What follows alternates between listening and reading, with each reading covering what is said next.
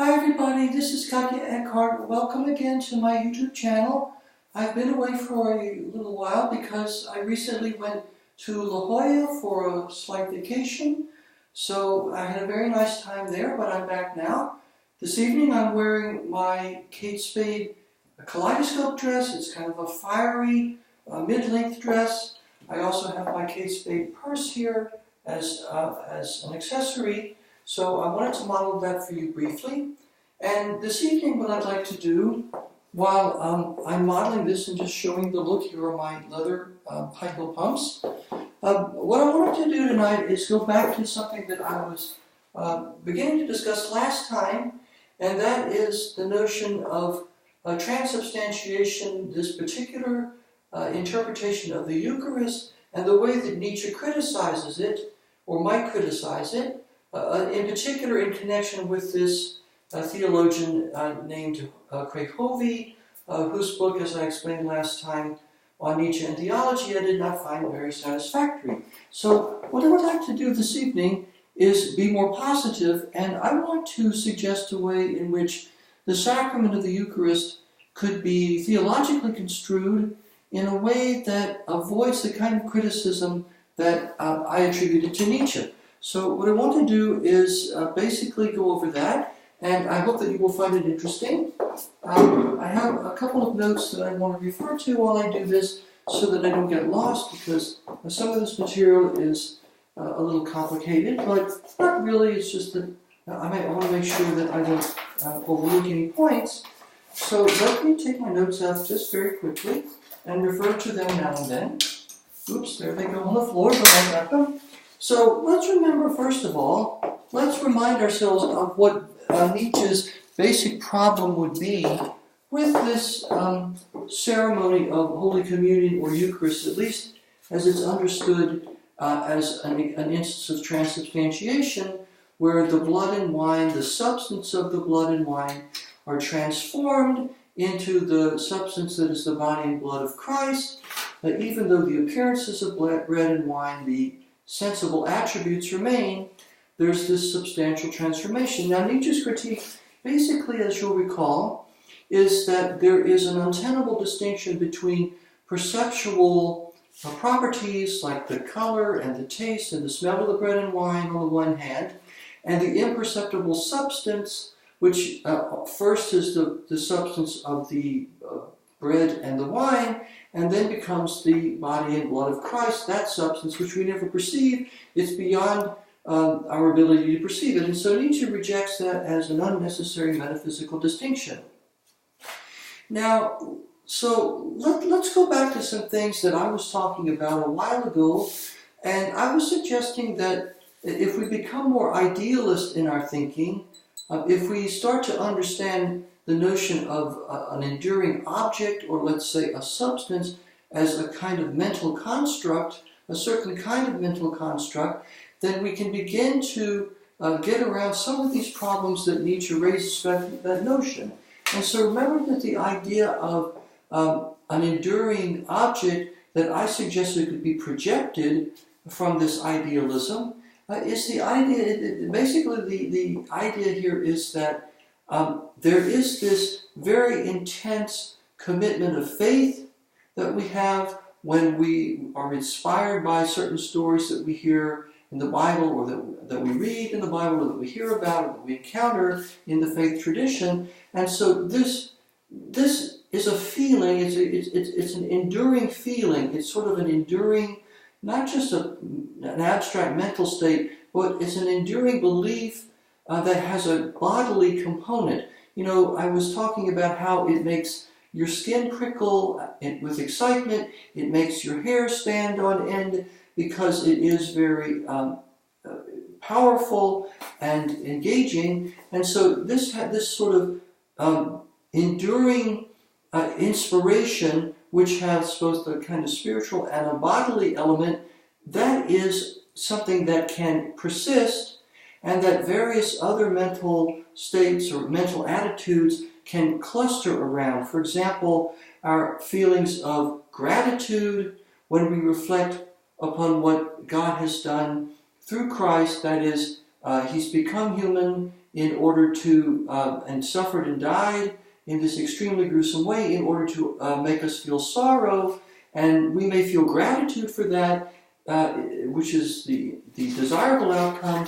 So these various feelings like gratitude and sorrow can cluster around this basic inspiration that we already have from having encountered these stories about God in the Bible or in sacred tradition. So this enduring feeling with this sort of bodily component is a kind of enduring state that also, to the extent that it is involved in what I've called the threefold interdependency of divinity, that is filiation or fathership, filiation, and inspiration, those kind of mutually interdependent things that from which this kind of self-caused, essentially self-dependent divinity arises, to the extent that that is interwoven into this ongoing or this sort of persisting feeling that we have, that too takes on this trait of divinity, of being self-sufficient, of being something that can endure even beyond our physical death. This can continue to endure because it is self-caused or it's interwoven with self-caused divinity. So I suggested in a previous video that this could be a sort of more idealistic notion of substance that can do a lot of work if we're trying to explain resurrection or various other things within the faith, Christian faith. So what's interesting about this is that Nietzsche himself, in the Götzendämmerung, Twilight of the Idols, speaks about the need to, what he says, to spiritualize or to even deify the senses. He talks about the senses insofar, or our feelings, our passions, our bodily passions, at least they have a bodily component. These things become vergeistert, that is spiritualized, or vergöttlicht, to use the German terms, that is deified. And Nietzsche thinks that part of that is that's a very good thing. He thinks, I think wrongly, that Christianity is completely anti-body, anti-passion, anti-corporeal experience. I don't think that's true because, as I've explained before, a religion that takes seriously the possibility of divinity becoming a human being with a body can't really be anti-body. And so there's a kind of convergence of interest here, or a parallel, it seems to me, between Christianity and Nietzsche, insofar as Nietzsche is interested in spiritualizing or even deifying certain passions that we experience in our bodies, like the one that I've just been talking about. So what does that involve? Well, for Nietzsche, to put it briefly, what an important component of spiritualizing or deifying a passion, a bodily Leidenschaft or a passion, is to set limits to it. In other words, you don't want to become a glutton, you don't want to overindulge in it. What you want to do, ideally, is to enjoy the bodily passion, the Leidenschaft, but you also want it to be begrenzt, to use the German term, where you want to set boundaries to it so that it isn't excessive. Now, what I find interesting about this is that in the Eucharistic celebration itself, when people are receiving food in the form of the bread or liquid in the form of the wine, notice that they're not gorging themselves on a feast. It's not like they're having some kind of Roman Saturnalian feast or orgy of eating. The food and the drink that are offered to the recipient during the Eucharistic celebration are begrenzt. They've had limits set to them. They're fairly austere. There's not a lot of, there's no excess to that. It's not excessive. So it seems to me that that begins to meet Nietzsche's condition or constraint of setting a limit to our bodily passions so that they may become spiritualized or even deified. And when we look more carefully at what's going on in the Eucharist, it seems to me that the experience of consuming the bread and the wine is itself, that experience is itself deified. In other words, it involves this threefold divine interdependency that I've mentioned before. Because let's reflect. If I go to communion and I receive the bread and the wine, then I am a recipient. And the priest who distributes those elements to me, he is the person who bestows that. He is the celebrant. He's the one who makes it possible for me to be a recipient. So my being a recipient is dependent on his being the celebrant who gives me these elements, allowing me to receive them. But by the same token, though, he can't be the celebrant who gives me these elements unless I receive them. So his status as celebrant is dependent upon my status of recipient, which in turn is dependent on his being a celebrant, so that ultimately my status of being the recipient of the elements is self-dependent. It has this kind of self-causality that I have mentioned in connection with divinity before. There's a kind of paternity and sonship exhibited by both the recipient and the celebrant insofar as they make each other mutually possible. And furthermore, inspiration comes into this because there have been people who are inspired by reflecting upon the Eucharist, by reflecting upon the Eucharist as it's actually transpiring before them, or maybe remembering a Eucharist that they saw or perhaps participated in before, or maybe they anticipate a Eucharist that they or somebody else may be participating in the future in. And so there is this inspiration, this kind of hair-raising, giving you goosebumps kind of feeling of inspiration that many people can receive when they, and have received, as a matter of fact, in the course of Christianity, when they reflect on the power of this sacrament, as it's transpired in the past, as it may be going on in the present, or as it may occur in the future. And notice that somebody who's actually participating in the Eucharistic celebration, he or she may not feel that inspiration at all, but that doesn't really matter.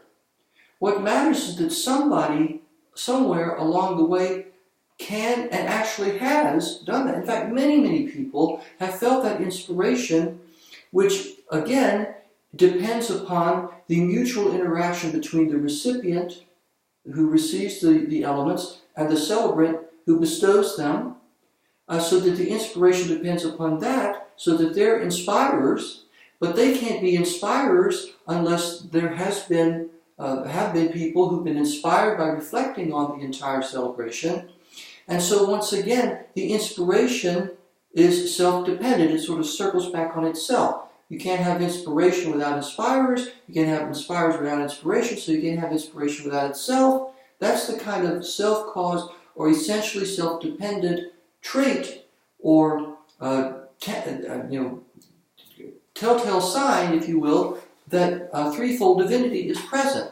So what we have here are all these things coming together in the sacrament of the Eucharist, and I want to say that that's the substance, the divine substance, that is being made available by the celebrant to the recipients, and that is being beheld by those who are inspired. All of those people who are participating in this celebration in different ways are having this divine, self-independent, self-dependent, essentially self-dependent, self-causing divine substance made available to them. Now, the difference is that, unlike what Nietzsche says, that divine, essentially self-dependent substance, if you will, is not something hidden behind the scenes. It's not something that we can't perceive or that is somehow completely inaccessible to us. It's all right there. When somebody is reflecting or participating in this Eucharistic ritual in the way that I have just described, the whole thing takes on a kind of weightiness. It has a kind of, it is almost like, unlike ordinary experience, it has a greater weight, it has a greater depth, and that is right there on the surface. It's something that you can perceive by either participating in the sacrament or reflecting upon it, contemplating it through inspiration in the way that I have described.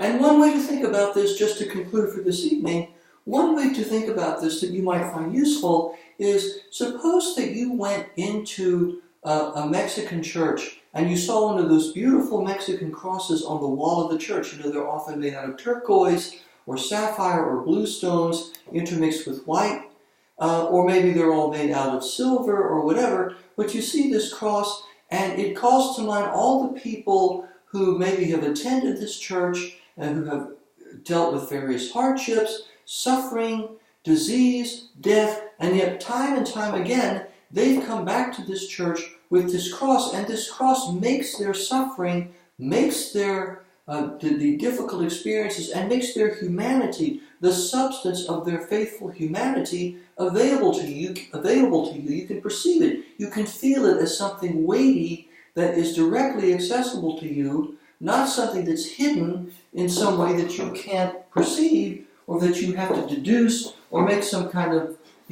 deductive or suppositional leap in order to perceive it. That's not the case here.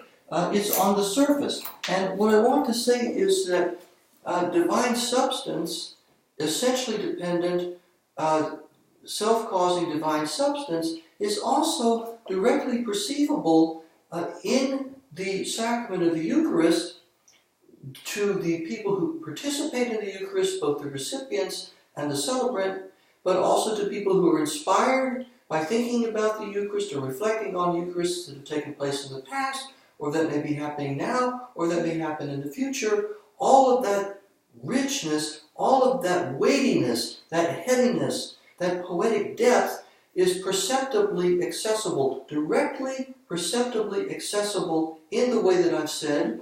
And that's what I want to say transubstantiation is about. That comes to be accessible to these people through the practice of the sacrament. So that's how I would answer Nietzsche's criticism of transubstantiation or of Eucharistic practice in a way that sets aside, it seems to me, the very misguided approach that Hovey pursues, the one that I described last time.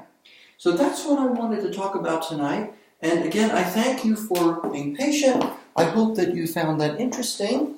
And I hope also in the not-too-distant future to return to some other theological themes in my very eccentric way. But until then, as always, I wish everybody a restful, a peaceful, and a safe good night. Be good to each other, care for each other. This is Katje, and thank you again for joining me. Take care of yourselves. Bye-bye.